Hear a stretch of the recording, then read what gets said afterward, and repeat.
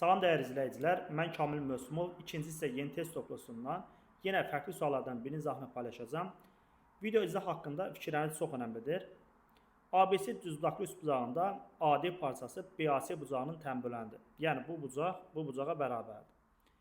Və AB perpendikulərdir BC, BD bərabərdir 6, qeyd edirəm.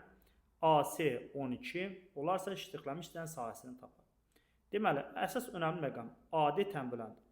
Deməli, təmbölən üzərində götürmüş nöqtədə bucağın tərəfinə qədər məsafələr bərabərdir. Yəni, burada gördüyümüz BD məsafəsi əslində DH məsafəsinə bərabərdir. Bu təmbölənin xassəsidir.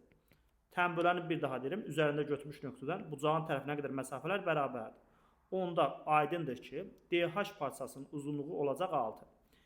Və bizə iştirilmiş hissənin, yəni S3 bucaq, ADC-nin sahəsi maraqlıdır.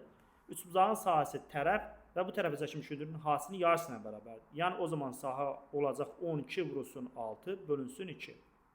Buradan 2 ilə 6 getdi 3, 12 vurulsun 3 36. Deməli iştirilmiş hissənin sahəsi 36-dır.